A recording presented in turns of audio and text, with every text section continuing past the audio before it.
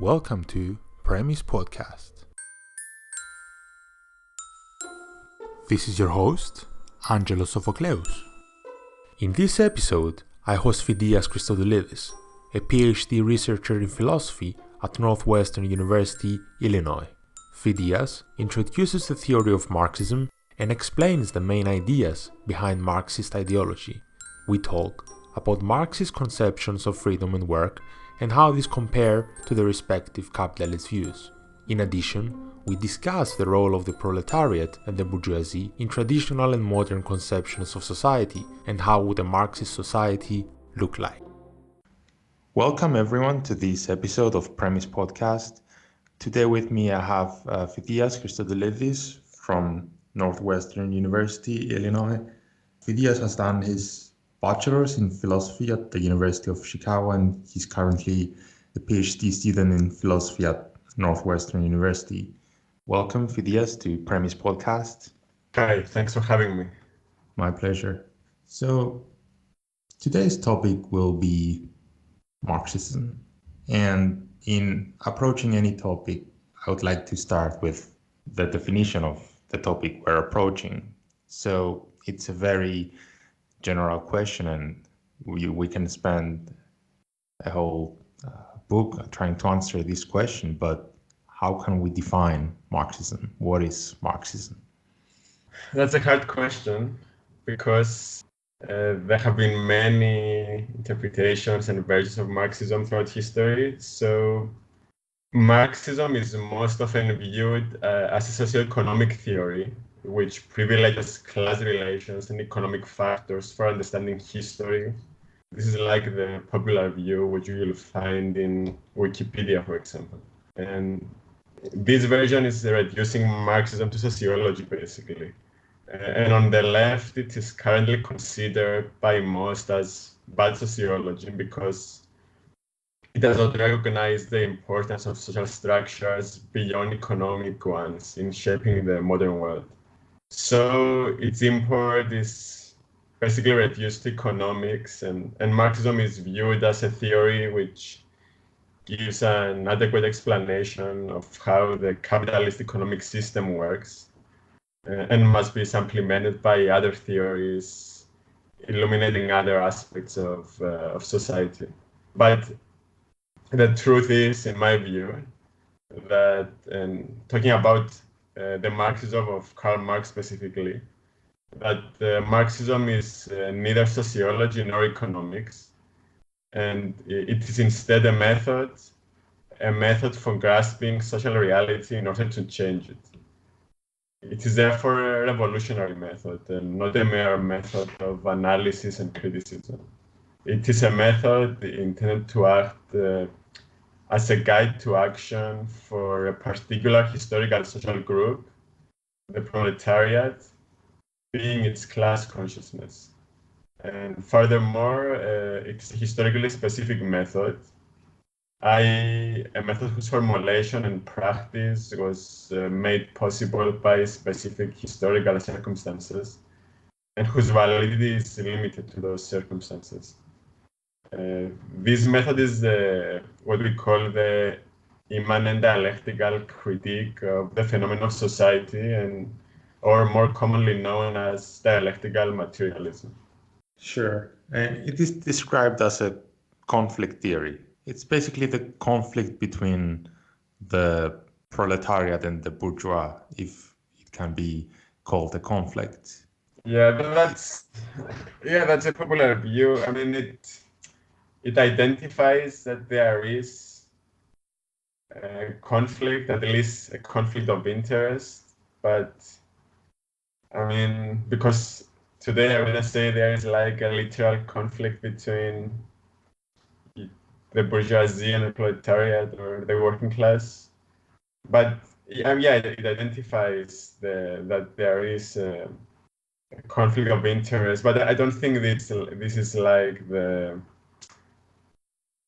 defining feature or the main issue. I think it tends to be misleading to characterize Marxism as a theory of conflict. though it recognizes the need of a social revolution, which is a kind of conflict, of course, but maybe I can say more about, I see it as a method of critique which aims to become like a guide to practice. You could tell us more about what do you mean by contradiction? What's the contradiction that you see in Marxism? Yes. So it's important, I mean, to understand Marxism, it's important to put him a bit in the historical context. Marx's writings, especially his early ones, are all like criticisms of other people and their views. And importantly, Marx rejected the socialist programs for political reform that many of his contemporaries proposed, the so-called utopian socialists, because he viewed these programs as doomed to failure because they are dogmatic attempts to prefigure the future. So in other words, these thinkers presented ready-made solutions of how the world ought to be.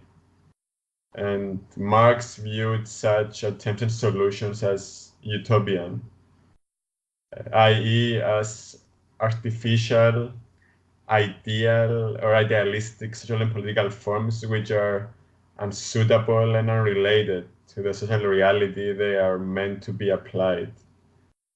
Marx instead held that men can change society, and by men he means humanity, that's the term they used at the time. So Marx held that men can change society only insofar society itself makes possible their goals and program, only insofar social reality itself strives towards thought, as he put it. So he insisted that the new world or the future world can be found only through criticism of the old, which means that new social and political forms that are, or structures that are suitable to replace the present ones can only be found if we somehow derive them from the present through critique. And so this suggests that Marx believed that the present holds the key to its possible future, that it contains potential pointing beyond its present form. And to go towards the issue of the contradiction now, Marx had a Hegelian conception of reality or existence, which is as follows. He considered reality as being made up of historically specific forms of consciousness and forms of activity, like theoretical forms like religion and philosophy, or practical forms like politics. And he believed that these forms tend towards another reality, which conditions them as their final cause or goal. And initially, Marx held that this future reality is the reason, i.e. what rationally ought to be, but he soon specified this future reality as communism. For radical philosophers, socialists and communists in Marx's time, what ought to be and what they wanted to bring about was a fully rationally organized society of maximum human freedom and well-being, which came to be known as communism later. And what they failed to see, according to Marx, is that while existing reality is not yet manifestly rational, it has aspects which contain and express the possibility and the need for reason, and these aspects are determined by the currently rational form they have, and generally by reactionary aspects of existing reality. And so Marx concluded that the existing reality is like self-contradictory in this sense, rather than internally consistent. And Marx believed that we should identify these aspects of reality that point to that embody possibility for reason, and by doing so, Marx believed that one simultaneously identifies what needs to be done to make manifest the reason they embody and can work through their self-contradictory, irrational form to overcoming. So to sum up, for Marx, existing reality is therefore pregnant with another reality. The present is pregnant with the future, but it needs a kind of midwife that is Marxist, dialectical critique, or from within, this immanent critique, and practice to facilitate this birth. Staying on the definitions, because you also mentioned communism and socialism, before going on to explore the deeper aspects of Marxism, people in general confuse Marxism, communism, and socialism. If you could make the basic distinctions between these three ideologies, what would they be? Are they more similar than different, or more different than similar? Yeah, okay. So to take up first socialism and communism, these are terms that change a lot over time. So I tend to use them interchangeably, and often in Marxism, you can treat them as synonyms, I think. For example, we have the Communist Manifesto, where Marx is saying that the goal of Marxism is communism. But then later, in other places in his work or in Marxist thought, they would say that the goal is socialism. So, and you see other thinkers like Lenin and Rosa Luxemburg calling their parties socialist parties and social democratic parties. So I would say that at that historical moment, at least, communism and socialism meant the same thing, which is a future society of maximum freedom and well-being, I would say. And maybe later it's important to explain what freedom means for Marx, which I think it's a key term for understanding Marxism more than equality. Mm-hmm. Although, of course, this future society is also, it has like equality of opportunity, and it was also described as a society where each works according to his ability and each receives according to his needs. So there is this kind of equality there. Mm-hmm. And as to Marxism and its relation to these terms, Marxism is not the same thing as socialism or communism. Because socialism or communism are forms of society, like feudalism, for example, is a form of society, so is socialism and communism. While Marxism is like a theory or a method, or even can say an ideology, who has communism or socialism as its goal. So that's a relation. So what would you say is the self-contradictory structure of society, especially of capitalism, as we are talking about capitalism here?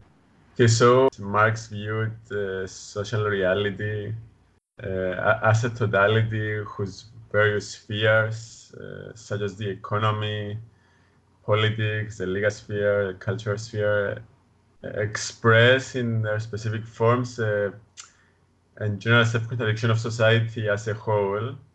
And we can put this self-contradiction in general terms as the view that there is a contradiction between society's need and capacity for being structured to serve humanity, and also on the other hand, the society's alienation from the humanity that constitutes it in the service of something inhuman. So the general picture is that Marx views society as struggling to structure itself to maximize human well-being through the realization of human reason and freedom. But on the other hand, it operates in the interests of private property or capital, which contradict the collective human interest. So this is like a general version of the contradiction that Marx formulated this version very early on in his career, but as his theory developed, the contradiction took a more or a very specific form in his work. So and it became the so-called self-contradiction of capital or of labor and capital, as some say it, which for Marx points beyond itself to socialism. So I will try to describe the specific self-contradiction of capitalism. So in capitalist society, we have production resting on value, according to Marx. And the production of value is the animating principle of production. And it proceeds through the exchange of living labor, the living labor of human beings, for objectified labor, which is basically the money in the form of wages that people, or wages in the form of money that people receive for their labor, and it itself is viewed by Marx as like it's the labor of human beings in objectified form and takes the form of money. And so capitalist production depends on the quantity of the living labor, the direct labor of human beings employed. And this labor is measured in terms of its duration. And Marx calls this duration abstract labor time. It's a bit complicated to get into exactly how he derives this notion, but the important thing is that the amount of labor that people perform is the determinant factor in the production of value in capitalism and by extension of wealth in capitalism. However, the more industry and technology develop, real wealth increasingly depends less on labor or the amount or duration of labor expended in production, and more on the power of machinery.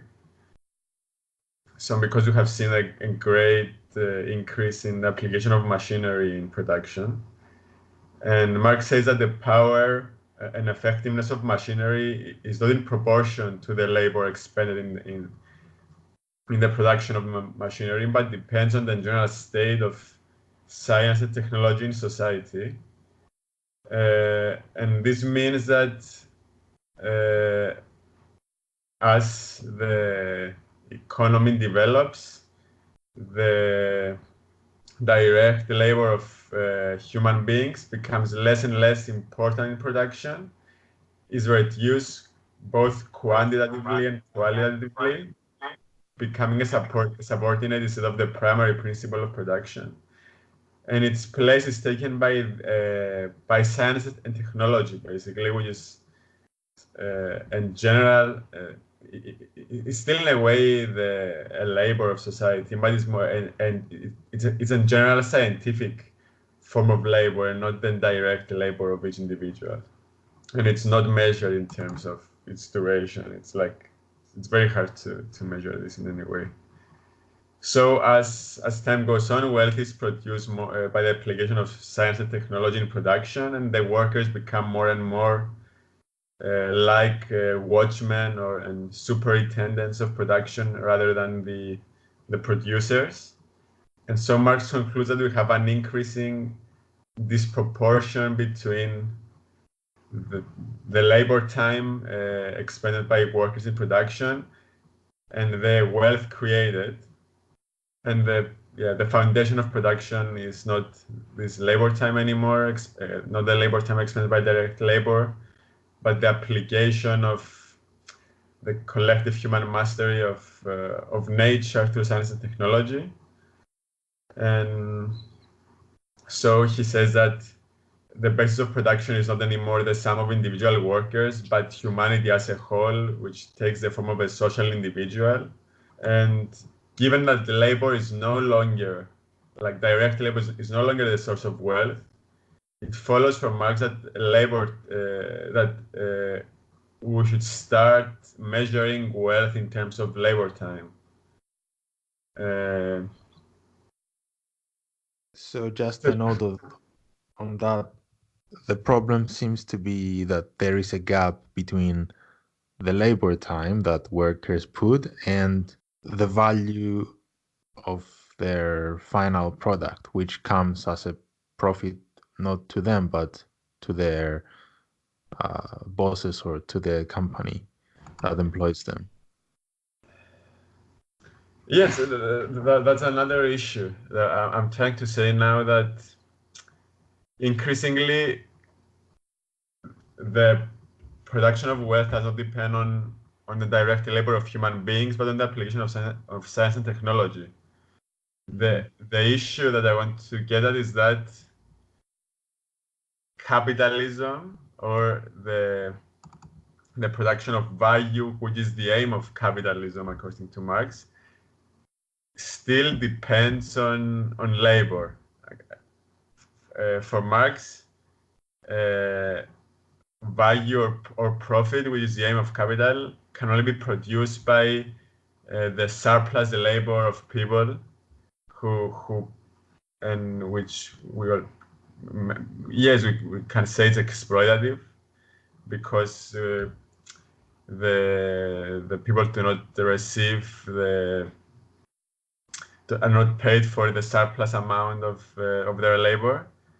But the issue here is that this kind of the labor of the people increasingly becomes unnecessary, and therefore also the exploitation of the people becomes unnecessary because of science and technology. So it becomes possible now to reduce the labor of humanity as a whole, and increase the free time for all of us to develop ourselves through science, art, etc. And so the contradiction here is that capitalism, as it develops, undermines labor as a foundation of value, minimizing its importance in the creation of wealth, and it decreases the amount of labor necessary for the creation of wealth, making industry capital intensive, replacing the importance of workers by the importance of machines. But on the other hand, it still uses and has to use for the production of value, and therefore uses there's still pressure to employ people and exploit people. So capital depends on surplus labor, or measured in time, and it therefore posits this labor measured in terms of time as the measure of wealth. It measures wealth in terms of the amount of the duration of labor taking place in production. So there is an increasing contradiction between how wealth is actually produced and how capital and what capital recognizes as the production of wealth. The expenditure of labor becomes increasingly unnecessary for the creation of wealth, but it is still necessary for the creation of value and profit in capital. And so, in a sense, capital becomes this parasitic thing, and capitalism becomes this form of society where we have like unnecessary labor just to produce value, which is not really wealth anymore. So that's what Marx views as the basic contradiction in Capital. That it's a society based on labor, but it increasingly undermines this basis, but it still has to reconstitute this basis to continue, basically. And Marx realized that we start measuring wealth in terms of labor, and we stop being a society where people have to work in order to receive a wage in order to survive. this is possible, and it would fit with the actual way wealth is generated now, which is not through the labor of human beings, the direct labor of human beings at work. That's increasingly less important. It has some affinity with what people are saying about machines and robots replacing the need for human beings working. The difference of Marxism with such views is that Marxism realizes that the development of technology on its own won't lead to the end of human wage labor, because capitalism is based on the production of value, and value for Marx is only this specific kind of value that capitalism rests upon. It can only come from labor. Mm-hmm. So on our own, we will never stop having the need for labor. There will always be pressure for finding work for people, so that they work and surplus value is extracted from them, becomes profit. Mm-hmm. Mm-hmm. And we see this contradiction manifested in the so-called crisis of overproduction in capitalism. We have increasing production of goods and services, and at some point, while there are many people that want to work, and we have a lot of raw materials and means of productions that can be worked upon by people, we still see production ceasing because it's not profitable enough for capitalism to start another cycle of production. So labor is just temporarily suspended, and a lot of wealth is destroyed, so that we can have again a new cycle of capitalism. So the more wealth there is, basically in capitalism, the worse is the condition of workers, and the more capital loses value and needs to be destroyed, and in order to create some space for another cycle of capital. Mm-hmm. And moving on to the practical component of Marxism, we have covered some aspects of Marxism in theory, but in practice, how do we get from the current state of affairs to communism? And what would you say is the significance and role of the proletariat in achieving this? Yes, we talked a lot about the Marxist critique of capitalism and of political economy. Marx intended his theory to also be a guide to action, and it had a clear political component. And the center of the political side of Marxism is the proletariat.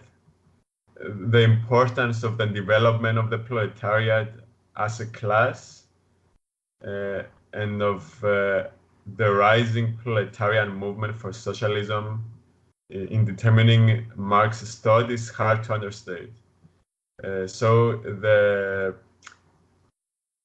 When Marx entered politics in the 1840s, there was already a socialist movement at the time, and especially there was the Chartist movement in England. It was at its peak, and discussions of economic questions were very commonplace in radical circles, and Marx felt compelled to study political economy in order to participate in these discussions.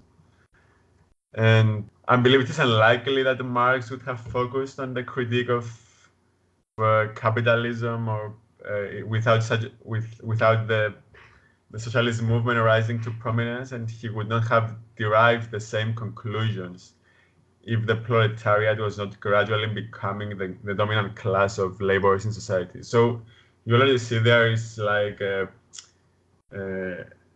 mean, Marx was a product of his time, and there's already what was actually practically happening in society at the time was reflected in Marx's thought. But most importantly, the proletariat is crucial for Marxism because Marxism aims to be a revolutionary theory for which the central problem is to change reality. And Marx recognized early on that to change reality, a theory must become a material force, as he said, as a mass politics. And he searched for the social group or class that was most likely to become that force. And he found that class in the proletariat.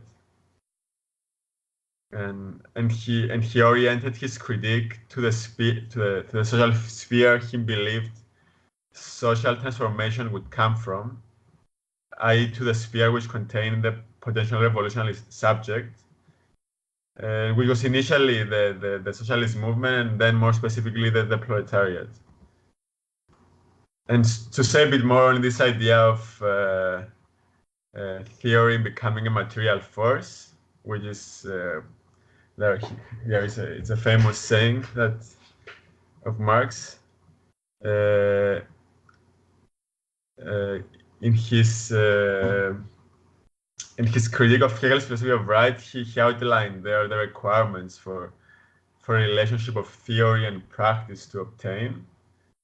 And he said that theory is realized only when it becomes, only when it seizes the people, and it seizes the people only when it expresses their practical needs. Therefore, if a radical theory is to be realized through a radical revolution, people need to have radical needs necessitating the realization of the theory. And it is not enough for theorists to want to realize their thought in practice, but the people must be in a situation that makes them need the utilization of the theory. So if a far-reaching general emancipation of society is the objective, as is for Marxism, then there must be a social class of people who needs such emancipation. So the transformation of revolutionary theory into revolutionary practice requires a historical situation in which a class has to acquire this theory as its social consciousness to proceed towards its own emancipation. And for a social class to need such a general emancipation of the whole society as Marxism deems necessary, this class must have nothing to look forward to within society as it is. It must be a class which is oppressed and suffers due to the very nature or essence of society, so that it can emancipate itself and achieve well-being only by transforming and hence emancipating society as a whole. And given that for Marxism the defining feature or essence of a society is its mode of production, the class in question must be a class which is oppressed and suffers and due to the mode of production of society, and which can emancipate itself only by overcoming said mode.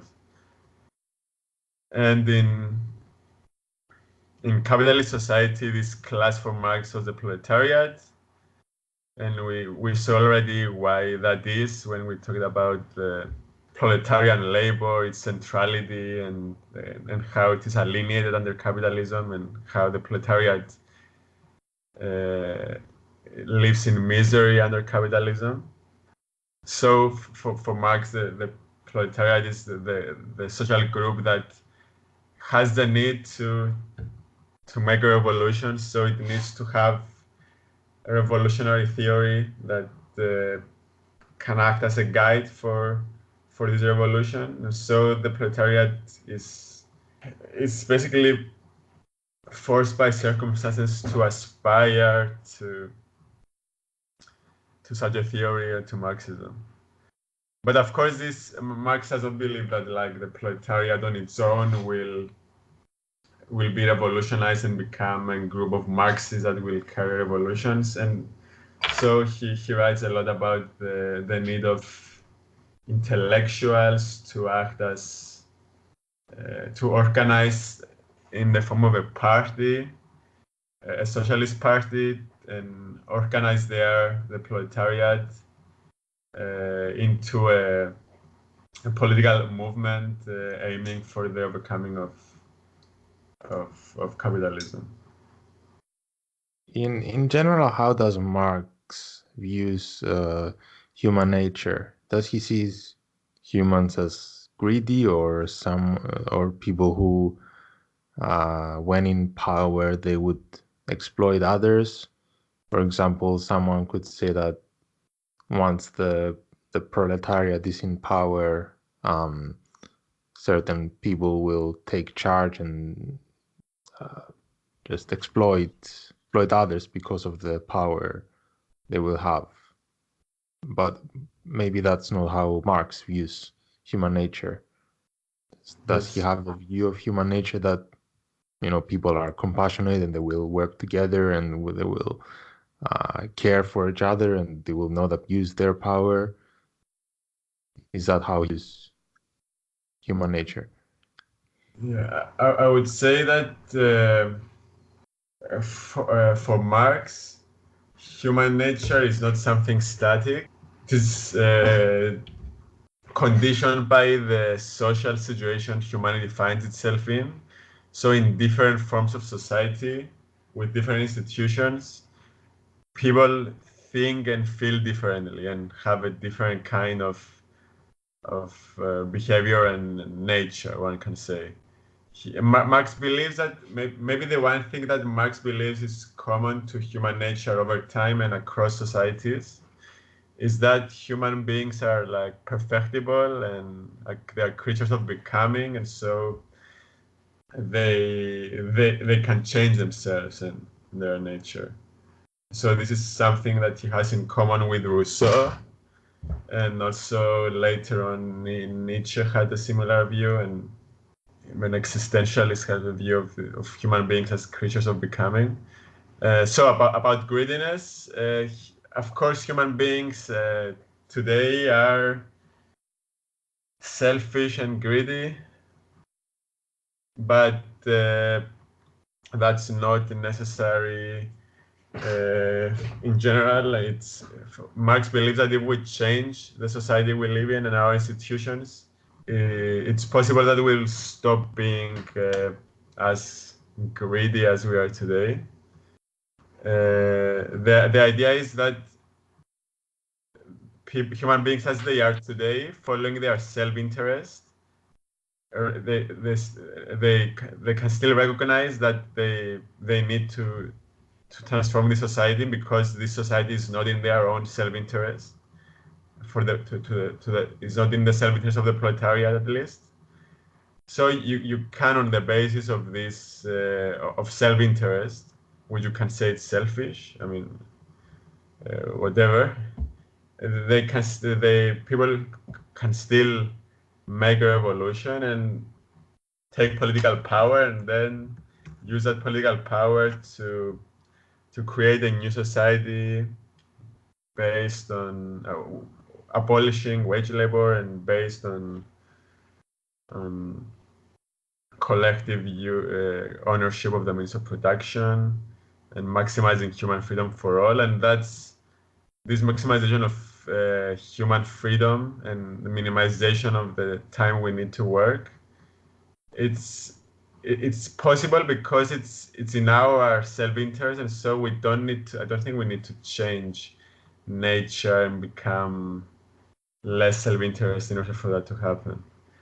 But in a way, we will become less greedy in the sense that we will understand that real wealth and real well-being is not measured by the amount of things we own, but how we spend our time and with self-development. So Marx believes that our values will change beyond capitalism, and we will tend to start to value more our own self-development and the development of society as a whole, and not so much owning things or money and stuff like that. And the last point, because you asked about the proletariat starting exploiting others and also oppression taking place, all these are risks. I mean, it's not predetermined how things will go after a revolution. So and so we need to be careful and take the necessary measures to ensure that the political regime following the revolution won't end up in like an oppressive group, an oppressive bureaucracy or dictatorship appearing. And there are measures for this. You can, in the Paris Commune of 1871, for example, which Marx and Engels praised as pointing towards the political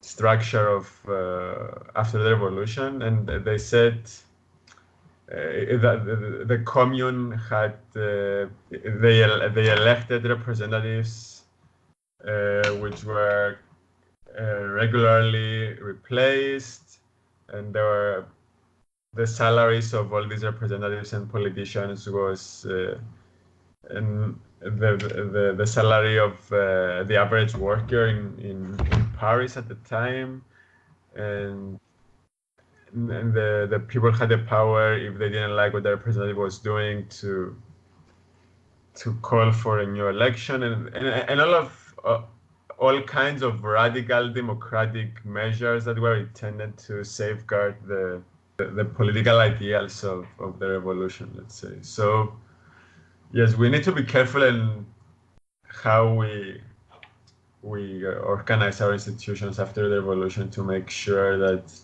oppressive structures do not develop.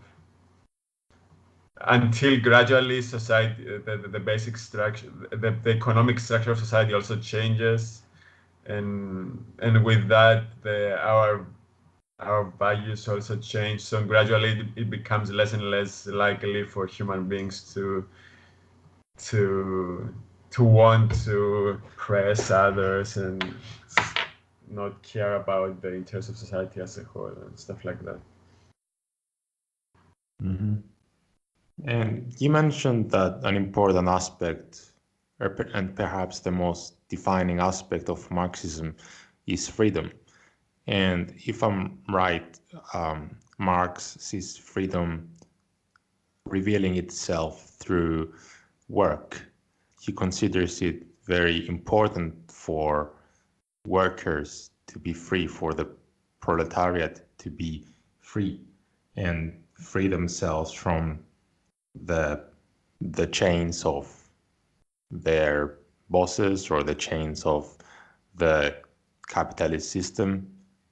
Is this how Marx sees freedom in terms of work, or does he have a more general view of freedom? No, he has a more general view.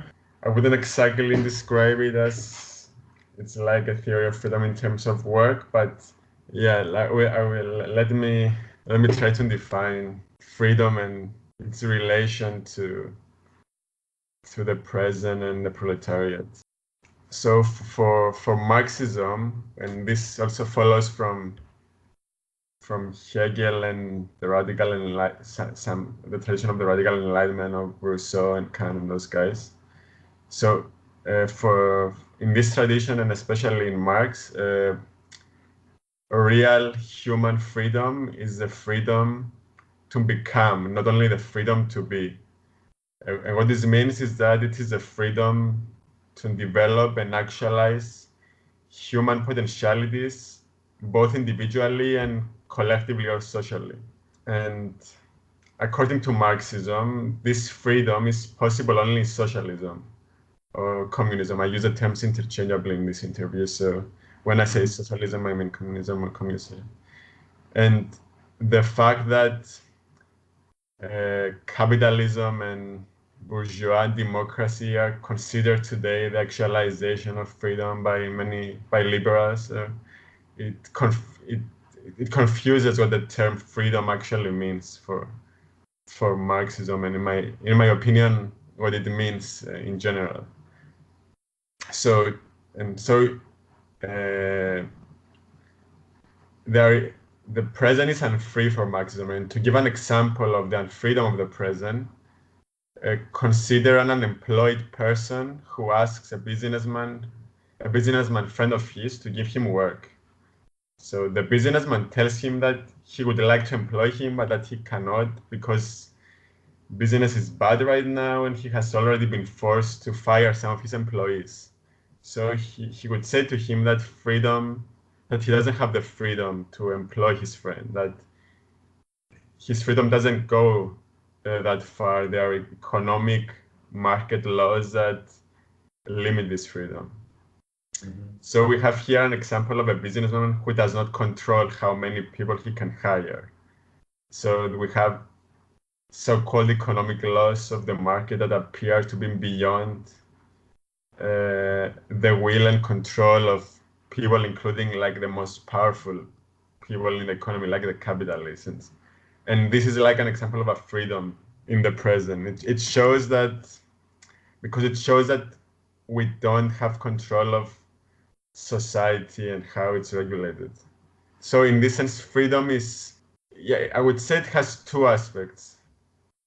It is the first aspect is like, which relates to the example I gave just now of the unfreedom of the present. Freedom is rational self-legislation, which means that we produce and legislate over our own life. And unfreedom is our alienation from this, what I say, rational self-legislation, which is also a Kantian way of putting it. And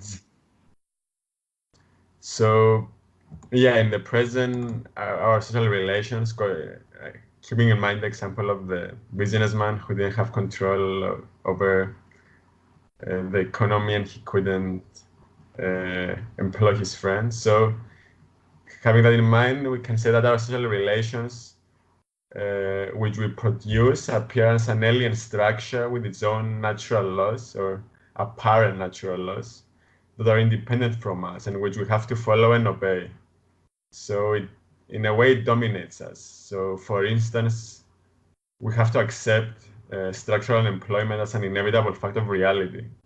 And that's, for Marxism, is like unnecessary, because he holds that it is that society and the economy are the result of the social relations between men. We produce the society. So it is therefore subject to our capacity to control it.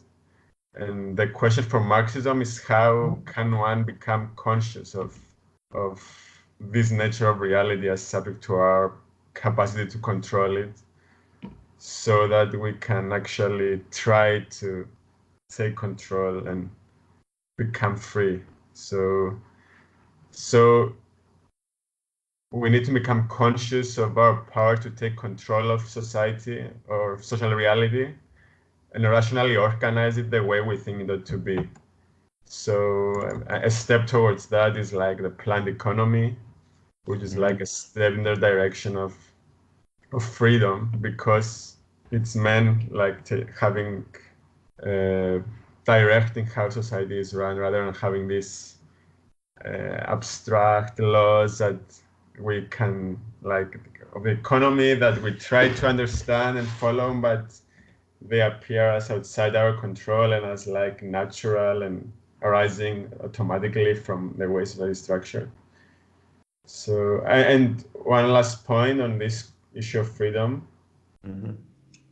is that it's also the second aspect, apart from rational self-legislation, it's also freedom from self-expression and self-development. So Marxism would like to maximize the free time of human beings, like time apart from work, so that they have maximum time to do what they want and develop the way they want to develop. So yeah, it's, in a way, I would say it's freedom to develop ourselves. It's not exactly freedom to work. It's a kind of work. It's a type of productive activity too. But it's more like following what you feel is your vocation. And it's a minimization of what we consider today to be work or labor, like I have to work in order to survive. For Marx, that's like something that animals also have to do, and it's like, and we should like try to minimize it as much as possible. So, as we mentioned freedom, what are other aspects of the capitalist system that Marx criticizes? So one could be freedom that we just discussed. Another is the alienation of workers from what they produce, or a critique that I think he makes is that he sees profit as theft because workers, capitalism forces work. Proudhon said that property is theft. Yeah, I mean, that's anyway, finish your question and we can return to this. Yeah, it was just to say that capitalism leaves workers with one option. They can only sell their labor, and those who own the means of production profit on the labor simply by selling something at a higher price than they pay their workers, or what it costs to produce what the workers produce. So there is Marx sees this as exploitation of the workers and stealing their labor and their time in order to make profit. Yes. So I would say Marxism, it aspires to be like a holistic critique of capitalism. So it links everything together. So there are different aspects of the critique, but he wants to reduce them to like a fundamental, which is the issue of the strange or alienated labor that happens under capitalism and that needs to be overcome. But yeah, I should say something first about this exploitation thing and equality. Marx says that what the workers are paid in the form of wages is not something equivalent to the amount of labor they perform during work. So they produce an amount of labor that is they perform an amount of labor that produces an amount of value. So value, it's measured in terms of like abstract labor time. So it's the socially necessary labor time that it's measured in terms of the abstract labor time that workers perform. So they perform specific kinds of labor, like but with specific qualities, like I'm a factory worker, I do specific things in the factory, or I'm a teacher, I do something totally different. But value makes this the work commensurable by measuring work in terms of the labor time, a kind of abstract labor that is like the objectification of your capacity, of your productive ability to do work. So it's a bit complicated to explain how you can derive this abstract labor from the specific qualitative kind of labor that people do. So I won't go more into that. But yes, there is the amount of labor human beings perform, but they are not paying a value equivalent to this amount, and they are instead paid the value of what Marx calls their labor power.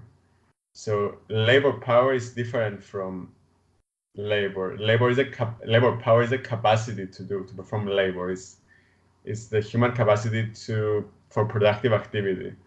So, and according to Marxism, this capacity becomes a commodity which we sell on the market in exchange for wages, and its value is equivalent to the amount you need, to the amount of the means of subsistence a worker needs in order to reproduce that capacity for the next day, because you're paying on wages of the value of the means of subsistence that you need to consume to be healthy for work in the next day and to have the same productive ability the next day. So, and there is a difference in the value of the labor power and the value of the labor you perform for the capitalists. So you perform more, you create more value than the value of your labor power. And this extra value is what it's called surplus value, and it belongs to the capitalism and it becomes his profit. So yeah, many people think that, and Marx himself suggests that this is an instance of exploitation because the workers create more value than they are compensated for. Mm-hmm. So it's like the capitalist gets value and profit without from the work of the workers. So yeah, I mean, in a way, I mean, it's complicated though to say that this is exploitation, and Marx recognizes that, because in a way we still have an exchange of equivalents in the market. We exchange a commodity, which is labor power, for its actual value.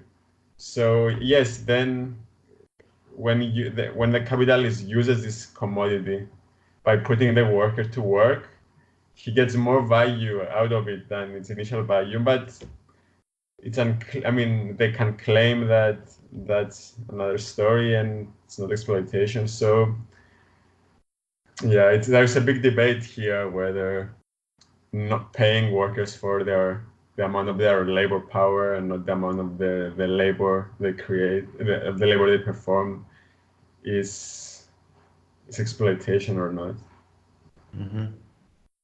But I would like to highlight that regardless of whether we see this as exploitation or not, it's not the main problem for capitalism for Marx. I mean, we could have workers.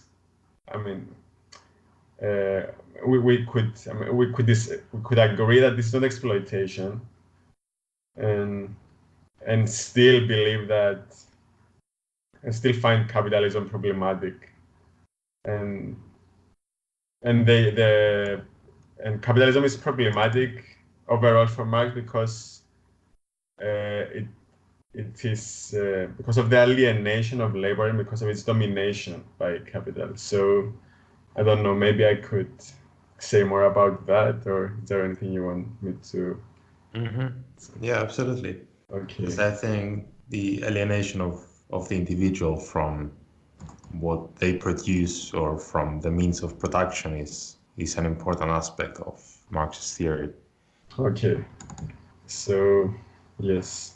And this will also go into the issue of why Marx thinks capitalism is self-contradictory. So okay. So in a way, Marxism is a critique of the kind of labor people perform under capitalism, and he calls this labor estranged labor or alienated labor. Estranged labor is Marx's critical rendition of the category of wage labor, which expresses the capitalist realities economic fact of the separation of workers from the means of production and their products. So we have a separation of workers from their products, which belongs into the capitalists, and for whom workers receive a wage, and this is taken for granted in political economy. So, according to Marx, this strange labor is a self-contradictory condition. It is self-contradictory in the sense that it embodies two contradictory tendencies that depend upon each other. On the one hand, a strange labor increases productivity, wealth, and the potential general well-being of society by increasing, on the other hand, the poverty and misery of workers. Or vice versa, we can say that it increases the poverty and misery of workers by increasing the productivity, wealth, and potential well-being of society. Mm-hmm. So the more productive labor becomes for Marx, the worse or the more wretched becomes its condition. To unpack this contradiction a bit, so as we said earlier, labor power is a commodity, and therefore in a way workers are commodities as well, because basically in the market they sell themselves or their labor power in exchange for its value, which is expressed in the form of wages. And the value of labor power corresponds to the value of the means of subsistence of people, which decreases in proportion to human productivity. So the greater the human productivity, the quicker we produce our means of subsistence, and therefore the cheaper they are according to the labor theory of value. So consequently, wages increasingly express a lower proportion of the total wealth of society, and they therefore lose value in proportion to the wealth they produce. I will say a bit more here about this, about this alienation of the worker from their products. And so proletarian labor is alienated because it is neither voluntary nor a case of self-expression and self-realization. And it has four aspects. So firstly, workers are alienated from the products they make. They produce the world around them, gradually turning more and more of nature into capital and means of production. But this capital and the means of production do not belong to them, but to the capitalists. So the more they work, the more the world is populated by items not belonging to them, i.e. the more alien the world becomes to them. And while they receive compensation for their work in the form of wages, which they then use to buy some of the products they made, they cannot own most of them, and so they view them as alien objects. And they are forced to work in order to survive and acquire some of these objects, so that, in a sense, these objects have power over them. And secondly, workers are alienated from their productive activity itself. This is because they do not work voluntarily and in order to express and affirm themselves, but are forced to make products not of their own choosing and in degrading conditions solely for survival. So the worker's productive activity is a commodity belonging to the capitalist. It is a capitalist who decides the nature of the activity and benefits from it. Thirdly, given that for Marx, productive activity is what defines people's humanity, it is like our vocation, that for Marx, following Hegel, production is the externalization of human nature and capacities. It expresses who we and affirms who we are. And even, I mean, this is obvious even today, if we consider it in relation to recognition. So human beings have the need to be recognized by others, and to be recognized, they need to express themselves in words, but especially in deed. So if we do not objectify ourselves, they remain unrealized potentialities, in a sense unreal. So our creations are our actualization, affirming and confirming who we are. And the production of civilization also seems to define humanity in the same way, again attesting to the correctness of Marx's conception of productive activity as our vocation. So, going back to the alienation, given that for Marx this productive activity is what defines people's humanity, it follows that for him workers are also alienated from their humanity, what Marx terms their species being. So the sole purpose of the life of workers under capital is individual survival, which is the purpose of animals. So productive activity is degraded to a means instead of an end in itself. It is a means for survival, not a means for self-expression and self-realization. And a corollary is that workers also view each other as mere means, therefore being estranged from each other. That's the fourth aspect of their alienation. So this sounds like a very terrible picture of what do we do and how we live under capitalism. And the workers' alienated products are the private property of the capitalists. And so private property is therefore the result of this alienated labor we perform, and therefore this labor is a precondition of private property, because only if workers alienate themselves from production can the private property of the capitalists appear. So private property is objectification of this alienation. And to conclude this issue of alienation, I want to say that it's a conclusion with this conclusion that private property depends on alienated labor. It has radical implications because Marx concludes from this analysis of wage labor that it necessarily leads to the progressive immiseration and oppression of workers. And so the implication is that the proletariat has to overcome wage labor if it is to ever achieve well-being and freedom. So the equality of wages and redistribution of wealth preached by some of Marx's most prominent contemporaries like Proudhon or by most of the left today is insufficient, because given that the precondition of private property and capitalism is this alienated wage labor, it follows that any attempt to overcome it means that any attempt to overcome capitalism means that we need to overcome this kind of labor we do as well. So yeah, it's equality of wages and all of that is like we're still alienated workers creating an alien world around us. So it's wage labor itself that needs to be overcome from Marxism. So it's not so much an issue of equality or inequality, but the central issue for Marx, in my view, is that wage labor needs to be overcome because it's the basis of a society of unfreedom in the way I described. So as you may have noticed, I tried to focus a lot on this issue of unfreedom, the lack of self-expression, self-realization, and all of that. That's a fundamental thing in Marxism. You just said that this cannot be seen under the aspect of equality and inequality, but how does Marx see equality in general, and does he promote any particular kind of equality? Is it equality of outcome, equality of opportunity, equality in terms of rights or ownership?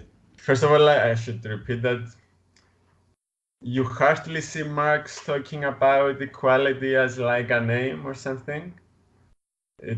But in the critique of the Gotha program, which is one of his works, he talks a bit about the future society and the kind of equality that will exist there. So I will say a bit what he's saying there, which is like the clearest, it has the clearest passages about his conception of equality. So Marx definitely believes and wants equality, but he says there that, and it's definitely equality of opportunity for sure. This term it's like a later term, this distinction between equality of opportunity and outcome. I would say that Marx definitely subscribes to equality of opportunity. And in a way, he subscribes to equality of outcome as well. But he recognizes that there cannot be equality of outcome as long as people are rewarded on the basis of the labor they produce in society. Because human beings are naturally unequal in terms of their productive capacities. Or some people are like physically stronger, they can work more and stuff like that. Or some like have, I don't know, maybe they are smarter, they can be more efficient in some other kind of work, and they therefore, if they are rewarded on the basis of what they produce, there will be kind of inequality. So Marx says that there is this famous dictum of his that from each according to his ability, to each according to his need. So I would say this motto implies equality of outcome in the sense that for Marxism, we will all produce and create to the best of our ability and in accordance to the needs of society. And there will be a relative abundance so that everybody will then take what he needs from the wealth of society in accordance with his needs. So due to this abundance, basically, there will be a sense of a kind of equality of outcome because everybody will have what he needs. So that's the sense that there is equality of outcome, but it's not the sense that we talk about equality of outcome today. So in the sense that everybody should receive equal pay regardless of what they do and stuff like that. It's based on a kind of, as I said, abundance so that people will have what they need, and so everybody will be like satisfied. And we won't measure like, does this person take as much as this person? It won't be an issue in the future. Mm-hmm. The issue is that everybody will have what he needs and wants, and he will have equal opportunity to have what he needs and wants to everybody else, basically, let's say. Mm-hmm. And putting freedom and equality and what we have discussed in the relationship between communism, between Marxism and capitalism, it seems that Marxism recognizes the subtle ways in which capitalism as an economic system guides us and manages to maintain itself. For example, the belief that being unemployed is bad, or taking long vacations is bad, or that the belief that more belongings will make you happier. Is this that Marxism recognizes, these subtle ways that are so ingrained in society that keep capitalism going, basically? Well, Marx wouldn't say that what keeps capitalism going is like, I don't know, it sounds like you're referring to consumerism and an ideology of productivity. That's what I recognize from your question. Am I right? It's from what I've read, is mostly describing the hegemonic culture that exists in society and under which capitalism maintains itself and manages to emerge stronger than other economic systems. Well, for Marx, capitalism reproduces itself and sustains itself by reproducing a certain social relation between the working class on the one hand and the capitalists on the other hand, which is that the capitalists remain the owners of the means of production, and the working class only owns its labor power or its productive capacity, and therefore it always has to sell its capacity to the capitalists in order to survive, because it doesn't have the means of production or to be self-employed and all of that. So it has to work. It has to work for the capitalists. So we have this constant recreation of this capital relation, and by extension, the recreation of proletariat and wage labor. And so the situation I described in earlier about the alienated labor and continues. So there is a role, an important role for ideology that sustains capitalism. It has to do more with how capitalism appears as like a natural way of life that cannot be overcome. So you see people saying that, I mean, people take for granted that we have to go to school, grow up, then work and make a living, and work for someone else to make a living. They don't question that. And they don't question that their value in society should be measured in terms of how productive they are. So think of our CVs. Our CVs are ways of advertising how productive we are. And so yeah, our value is our social value is determined by how productive we appear to be, how productive we are for capital, basically. And this is viewed as natural.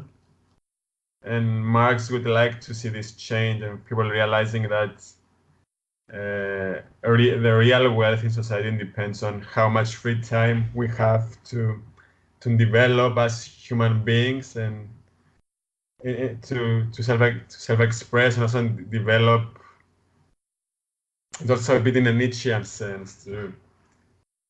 I mean, it's the same. I mean, like you think of artists that they want to express themselves from their work and develop as human beings, but it's more, Marx wants this to be the general condition of humanity. He believes that it's our vocation as human beings to constantly evolve and have more needs and develop our capacities and all of that. But yes, the main issue is that with capitalist ideology is that the society we live in appears as natural, not as a historical product like Marx believes it is. So, and you also hear many people think that human beings are greedy by default, and so we will always have to live in a society of competition where we will compete for employment and all of that. And so they would say that the different world is impossible. But yeah, this is not like a problem for Marxism, because he would say that on the one hand, it's in our egoistic self-interest to overcome capitalism because of the unfreedom we are under in capitalism. So even if we're just following our self-interest, it's in our self-interest to be Marxist, he would say. And also he would say that it's the social conditions of society that determine human nature. So if we change these social conditions, our nature will change. So we may be less selfish and greedy and all of that. So yeah, there is this ideology that people have and makes them think that the capitalist world we live in is inevitable. And Marxism is a theory that tries to combat this and create a consciousness that things can be different, and that different society is possible. Mm-hmm. And it wants to make people realize that they can organize and take control of society and change it. Mm-hmm.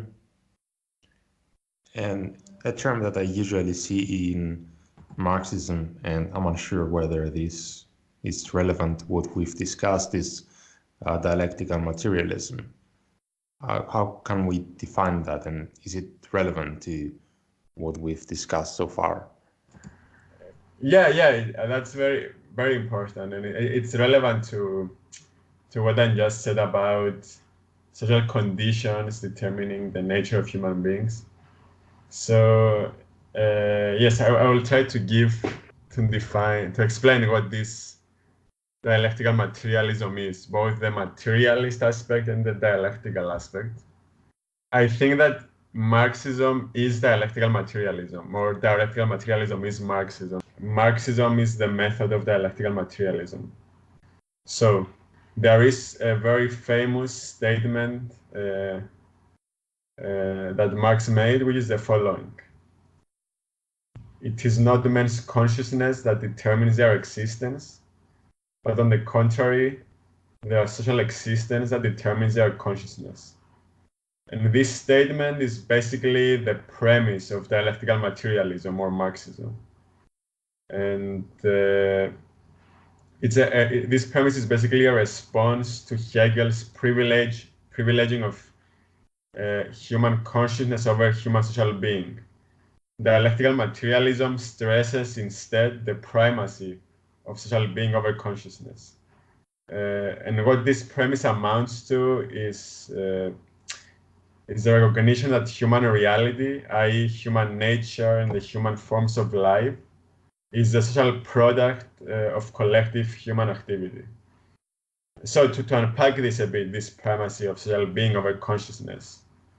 So what does it mean that social being has primacy over consciousness, that it determines, that social being determines history and reality, as Marx would say?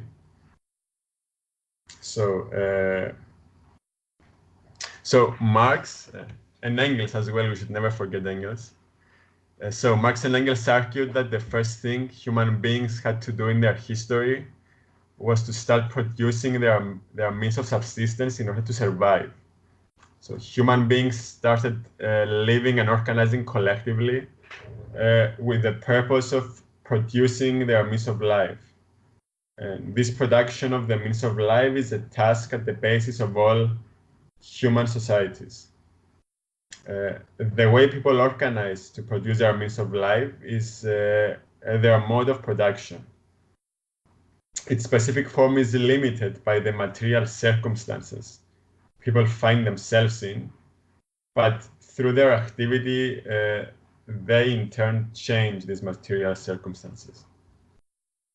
In other words, through their mode of production, human beings produce their environment, which is therefore not natural but social, and which determines them in turn.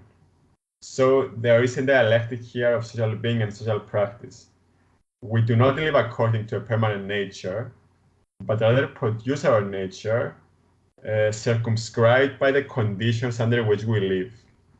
And as I already mentioned, Marx and Engels argue that what people do and how they live expresses and shapes who they are.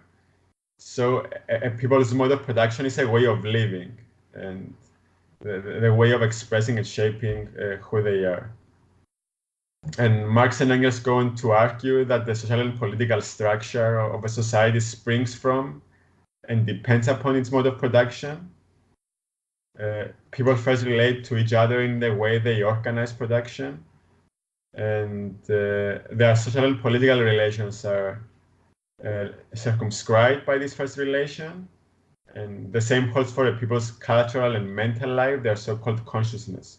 So it is conditioned by people's material way of life. And to support their view, Marx and Engels argue that people's self-conscious mental life started developing with the advent of language, which is a prerequisite of self-conscious thought. And language developed to answer the human need of communication with others. This is what Marx and Engels say about language. So language and its corollary consciousness are social products. And so to conclude here, the dialectical materialism is premised on the primacy of the practical aspect of our form of life, i.e. the primacy of our concrete needs and desires, and particularly of the way we organize production in society to address these needs and desires. So our forms of understanding and categories of thought are understood as being determined by this practical aspect of our form of life. And so I think I have explained what materialism means here, and to say also a bit about the dialectical aspect. Beyond the primacy of social being over consciousness, dialectical materialism holds that social being exhibits self-contradictions that leads to its transformation. This self-contradiction develops internally in each mode of production, between its productive forces and the relations of production. The productive forces of each society are the sum of its means of production, such as technology and labor, while the relations of production are the structure and division of its labor. So initially, the relations of production facilitate the development of the productive forces, but the latter gradually outgrow and come in conflict with the former. So this conflict necessitates a transformation in the mode of production, namely the replacement of the existing relations of production with ones more adequate to the existing productive forces. So because, as we said, the mode of production is the foundation of society, this internal conflict and transformation of this mode entails general social conflict and transformation, which is expressed and mediated by social, political, and ideological struggle. And so Marx and Engels present history as a series of modes of production giving birth to each other through the conflict or self-contradiction just described. And this proceeding and development through self-contradiction is what we call a dialectical structure. So that's how the term dialectic and dialectical comes from in dialectical materialism. Mm-hmm. So materialism is the primacy of social being over consciousness, and the dialectical aspect is how society and history and how this mode of production develops through this conflict or self-contradiction and described between the productive forces and the relations of production. So yeah, that's a long definition, but that's it basically, I think. Mm-hmm. And coming to my final question, perhaps the most usual critique that you will hear against Marxism or communism is that Marxism is good in theory, but in practice it has failed, or communism is good in theory, but it has failed. How would you respond to that? In a way, they are right. It has failed, or up to now, it has not succeeded. I don't think that the Soviet Union was successful in any way. It was not the society of maximum freedom and well-being, which communism was meant to be. So it was like it was indeed a dictatorship of a bureaucracy over the rest of society, and it didn't really change the nature of wage labor. It didn't overcome the alienated wage labor that Marx believed was the key in capitalism, the thing that needed to be overcome. So yeah, historically the attempts to realize communism on the basis of Marxism failed, and the other revolutions like Cuba and China, they had similar fate to the Soviet Union. And an important thing to notice here, though, is that those these subsequent failures, the failures subsequent to the Russian Revolution, like China and Cuba, are conditioned by the Russian Revolution, the Soviet model. So that I wouldn't say they're like independent failures, because they were following the lead of the Soviet Union, and they were economically independent upon it, and ideologically and theoretically they are following the Stalinist teaching. So I would say there was one big failure of Marxism with how the Russian Revolution developed. But my response to people who say that this invalidates Marxism as a whole is that just because a historical attempt to realize Marxism failed, it doesn't mean that there is a fault in Marxism and Marxism is impossible to realize. I mean, one would need to seriously study Marxism and identify why it's destined to failure or lead to bureaucracy and dictatorship and all of that, and then conclude that Marxism has to fail in practice, something like that. And it's important to study what happened and why Marxism failed, and there are many good reasons that have been given in history and from Marxists as well on why Marxists failed to realize communism, and it's not an inherent fault of the theory. And we can say that while Marxism has not been realized up to now, and we had this great historical failure with the Soviet Union, capitalism fails every day in a way. It's a kind of society that every few years it enters into economic crisis. There is huge inequality. Now there is this big issue with climate change, and it creates it leads to discontent all the time. It doesn't seem that capitalism is more successful than communism or socialism. I mean, but it's true. It exists. We live in a society that's called capitalism, but it's a failed society. It's not the kind of society that even the theorists of the liberals and libertarians and other people who talk about a capitalist society. It's that society they describe is not really what we have right now. So I would say that capitalism is not more successful than Marxism in that sense. Mm-hmm. Mm-hmm. So, Phedias, I would really like to thank you for your participation in the podcast. Thanks for having me too. It was nice to talk to you. Thank you very much. All the best. You have just listened to Premise Podcast. Subscribe to Premise Podcast on YouTube and make sure to follow the podcast on Twitter and Facebook. The podcast is also available on Google Podcasts, Apple Podcasts, Soundcloud, Stitcher, and Spotify. Please consider supporting Premise Podcast on Patreon to help bring philosophy to the public. See you next week. Thanks for listening.